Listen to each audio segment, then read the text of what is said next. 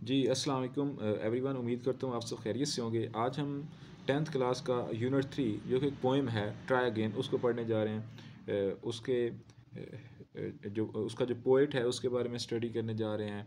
उसके आइडियाज़ क्या थे, उसने किन टॉपिक्स पर लिखा और किस पर्टिकुलर टाइम पीरियड में उसने इस पोएम को लिखा और वो किस स्टोरी से मुतासर हुआ, इन्फ्लुएंस हुआ, जिसकी वजह से उसके जहन में ये आइडिया आया कि उसने इस तरह का एक कंटेंट लिखना, पोएम लिखनी है। ठीक है, तो ये सारी चीज़ें आज आप इस लेक्चर में जाने जा रहे हैं।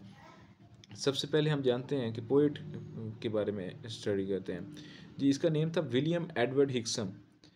विलियम एडवर्ड हिक्सन 7 जनवरी 1803 में पैदा हुए थे। 22 मार्च 1870 में इनकी डेथ हो गई थी। Commonly known as Richman Hobson, Richman Hobson के नाम से एंड W.E. हिक्सन के नाम से ये जाने जाते थे। Was a British educational writer, ये एक तालीमी राइटर था।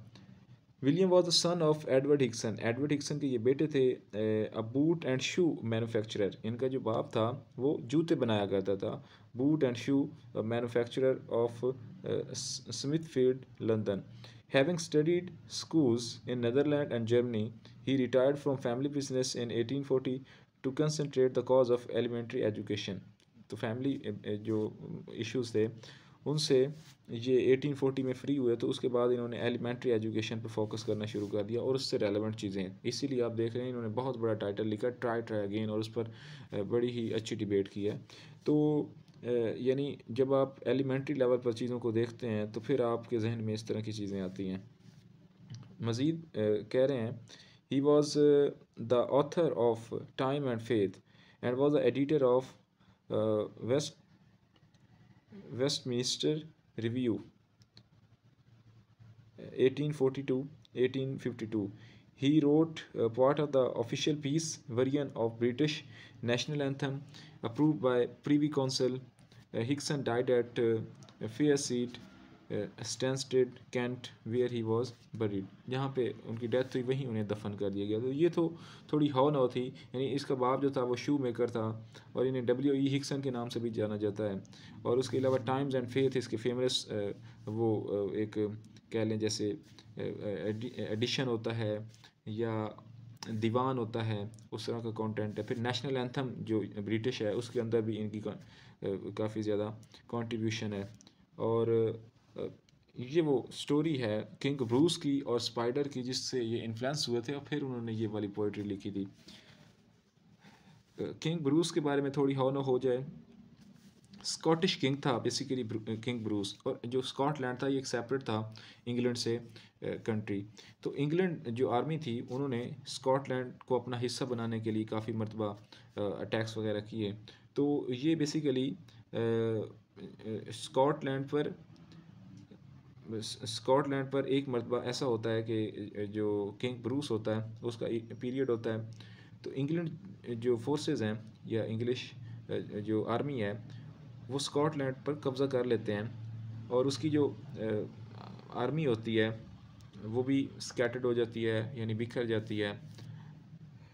और स्कैटर्ड होने से पहले ऐसा होता है कि जो स्कॉटलैंड की आर्मी होती है यानी किंग ब्रूस के जब वो शिकस्त खा जाता है तो उसके बाद वो दोबारा से 6 अटैम्प्ट्स करता है, लेकिन 6 अटैम्प्ट्स के बाद वो फेल हो जाता है। तो जब इतनी ज़्यादा अटैम्प्ट्स के बाद वो फेल हो जाता है तो उसकी आर्मी जो होती है वो भी वो अपने जो बादशाह है उसकी वजह से उनका भी मोरल डाउन हो जाता है और वो बिखर जाते हैं, और जो किंग ब्रूस होता है वो भी जंगल में भाग जाता है। और जंगल में जब वो भाग जाता है तो वो बहुत ज़्यादा वहाँ पे मसाइल का सामना करता है और होपलेस हो चुका होता है, यानी मायूस हो चुका होता है। और ब्रिटिश को यानी इंग्लैंड को वो सरेंडर करने के लिए भी रेडी हो चुका होता है। लेकिन एक दिन ऐसा होता है कि बारिश आई होती है और जंगल से वो एक गार में चला जाता है और वहाँ पे वो एक स्पाइडर को देखता है जो कि अपने लिए एक जाला बना रही होती है। यानी स्पाइडर बुनियादी तौर पर एक जाला बुनने की कोशिश कर रही होती है। तो इस चीज़ को किंग ब्रूस जो है वो बड़े गौर फ़िक्र से देख रहा होता है। तो स्पाइडर जो है बेसिकली वो 6 अटैम्प्ट्स कर पाता है और 6 अटैम्प्ट्स में मुसलसल स्पाइडर जो है वो अपना जो थ्रेड है उसको बनाने में कामयाब नहीं रहता। तो फाइनली सेवन्थ जो उसकी अटैम्प्ट होती है उसमें वो अपना सक्सेसफुली नीचे से लेकर ऊपर तक एक थ्रेड, एक जाला जो है वो बना पाता है। तो ये जो नज़ारा था, ये जो व्यू था, इससे किंग ब्रूस जो है वो बहुत ज़्यादा इन्फ्लुएंस होता है और उसके जहन में ये आइडिया आता है कि मैंने 6 मरतबा कोशिश की है अपने वतन को, स्कॉटलैंड को वापस लेने की, लेकिन मैं फ्लॉप हो गया हूँ। तो क्यों ना seventh attempt with great motivation मुझे जाना चाहिए और अपनी बिखरी आर्मी के मोरल को हाई करना चाहिए और दोबारा से हमला करना चाहिए, और वो ऐसा ही करता है।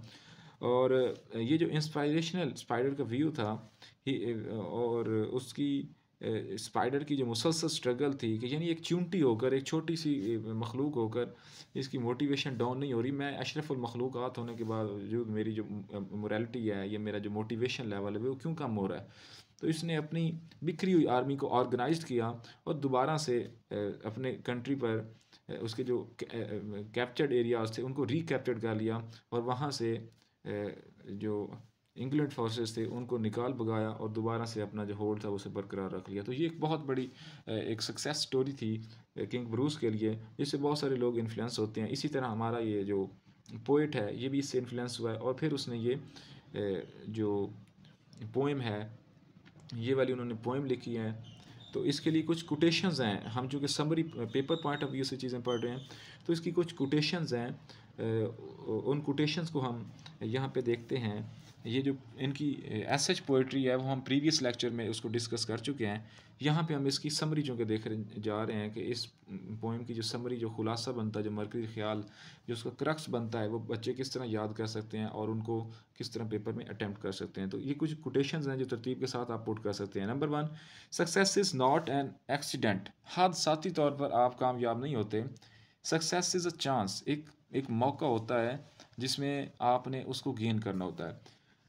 Fail means first attempt in learning. नाकामी का मतलब है पहली कोशिश सीखने में। A man can be destroyed, एक इंसान को तबाह तो किया जा सकता है but not defeated. Similarly as well King Bruce, यानी एक इंसान को आप एक इंसान के अंदर जो विल होती है, जो डिटर्मिन होता है इंसान, जिसके अंदर डिटर्मिनेशन होती है कोई भी काम करने की, वो तबाह तो हो सकता है लेकिन वो शिकस्त नहीं खा सकता। और ये बहुत मेरी फेवरेट कोटेशन है, विनर नेवर क्विट। जीतने वाला कभी क्विट नहीं करता, कभी वो छोड़कर भागता नहीं है। एंड क्विटर नेवर विन, और छोड़कर भागने वाला कभी जीत नहीं सकता। Hard work is the key to success. Failure is a good teacher and preacher. Failure जो है ये बेहतरीन टीचर है, बेहतरीन उस्ताद है। तो ये है जी समरी, इसको हम पढ़ने लगे हैं। डिटेल समरी है। This short poem Try Again has been written by William Edward Hickson. ये जो मुख्तसर नज़म है ये विलियम एडवर्ड हिक्सन की तरफ से लिखी गई है। He was coated this poem with 3 tries in his moral songs. वो अपने नगमे के अंदर इसको वो अपने अखलाकी गीतों में इस नज़म को 3 कोशों का हवाला देते हैं। The poet says if at first, यानी पहले मरहले में, यू डोंट सक्सीड, आप कामयाब नहीं होते, ट्राई अगेन, दोबारा से कोशिश करें। Don't give up too easily, बड़ी आसानी से आप हार ना मान लें, गिव अप ना करें। Persistence pays off in the end, मुस्तकिल मिजाजी को एंड तक जारी रखें। Persistence pays off in the end, आखिर तक मुस्तकिल मिजाजी को कायम रखें। Failure is a good lesson for people to learn how to succeed, नाकामी लोगों के लिए एक बेहतरीन सबक होता है कि कैसे कामयाब हुआ जाए। फेलियर इज़ द टीचर, नाकामी एक उस्ताद है। It is common that you may fail, ये बड़ी आम बात है कि आप नाकाम होते हैं। Because at first you have no experience, क्योंकि पहले मरहले में आपके पास कोई तजर्बा नहीं होता। How to do a particular thing, कि कैसे भी कोई ख़ास काम किया जाए, इस चीज़ का आपके पास इब्तदाई मराहल में तजर्बा नहीं होता, तो फिर आप नाकाम होते हैं। Instead of quitting after you fail, नाकामी के बाद उस काम को छोड़ देने की बजाय you should learn from your failure, आपको अपनी नाकामी से सीखना चाहिए। Failure means you have done something wrong, नाकामी का मतलब है आपने कुछ ना कुछ गलत किया है। We can not always be successful the first time, हम कभी भी, हम सब इंसान कभी भी पहले मरहले में कामयाब नहीं होते। It takes a while to learn, इसमें वक्त लगता है सीखने में। टू एक्सपेरिमेंट, तजर्बा करने में। एंड टू सक्सीड, और कामयाब होने में। वी ऑफन गेट फ्रस्ट्रेटेड, बाज़ औक़ात ऐसा भी होता है, अक्सर ऐसा भी होता है कि जब हम हारते हैं तो हमें गुस्सा आता है। We may even give up, हम इस वजह से भी हार मान जाते हैं because of the fear of feeling, कि हमें नाकामी का खौफ होता है, इस वजह से भी हम डर कर गिव अप कर देते हैं, स्किप कर देते हैं। It is certain that we will have to go through general great difficulties. ये एक आम बात है कि हमें बहुत सारी मुश्किलात से दो चार होना पड़ता है before we reach our goals in our lives. जब हम अपनी ज़िंदगी के जो मकासद हैं उनको जब कामयाबी की तरफ लेकर जाने की कोशिश करते हैं, या उन मकासद को हसूल मुमकिन बनाने की कोशिश करते हैं, तो ये एक आम सी बात है, हमें बहुत सारी मुश्किलात डिफ़िकल्टी से गुजरना पड़ता है। नो बडी नोज़ ओनली सक्सेस। कोई भी इंसान सिर्फ कामयाबी को नहीं समझता जब तक वो मुश्किलात से दो चार नहीं होता। Try again is the only way to be successful. Try again सिर्फ वो वाहिद रास्ता है कामयाबी का, इसके अलावा कोई और रास्ता नहीं है जिस पे आप कामयाब हो सकें। If you don't give up, अगर आप गिव अप नहीं करते, यानी आप अपनी जो कोशिश है उसे तर्क नहीं करते, one day you will be sure to succeeded, तो एक दिन यकीनन आप कामयाब हो जाएंगे। तो ये इतनी मोटिवेशनल उसकी समरी है, उसकी पोएम है, जो बहुत अहम है आजकल के बच्चों के लिए, आजकल जो लोग बिज़नेस करते हैं उनके लिए, और बहुत सारे मसाइल में जहाँ पे लोग गिव अप करते हैं, स्किप करते हैं, उनके लिए। ठीक है, तो ये समरी है, बहुत इंपॉर्टेंट वर्ड्स हैं, इनको डिटेल में आप याद कर सकते हैं। इसके अलावा भी आप अपनी तरफ से भी अपने आइडियाज़ को पुट करके इसको मज़ीद एक्सटेंड कर सकते हैं, और इसमें वक्फे से कोटेशंस ऐड कर सकते हैं ताकि उसकी अच्छी खूबसूरती बनती रहे। लास्ट में इसका थीम है, यानी इस पूरी जो पोएम है इसका निचोड़ बिल्कुल 2 से 3 लाइंस के अंदर। The message of the poem is universal. इस नज़म का जो पैगाम है ये आफाकी है, यानी पूरी दुनिया के अंदर काबिल कबूल है, या इसे माना जाता है। The poet says that when the world says, शायर ये कहता है कि जब ये दुनिया कह दे गिव अप, छोड़ दो, होप्स विस्पर्स, तो फिर भी कहीं ना कहीं उम्मीद अपना वजूद रखती है, कहीं ना कहीं जो उम्मीद है उसकी किरण नज़र आती है। Try it one more time, तो उस उम्मीद की किरण को दोबारा से कोशिश में बदलो। द रोड टू सक्सेस, कामयाबी का जो रास्ता है, जो शाहराह है, जो सड़क है, is dotted with many tempting parking places, वो बहुत सारी दिल को मशगूल कर देने वाली जगहों से भरी पड़ी है। टेम्पटिंग पार्किंग प्लेसेस यानी कुछ ऐसी जगह होती हैं, आपका जो कामयाबी का रास्ता होता है उसमें हर जगह पर, हर पॉइंट पर ऐसे ऐसे नाके लगे होते हैं जहाँ पर आप अपनी अटेंशन डाइवर्ट करते हैं और अपने मकसद से हट जाते हैं।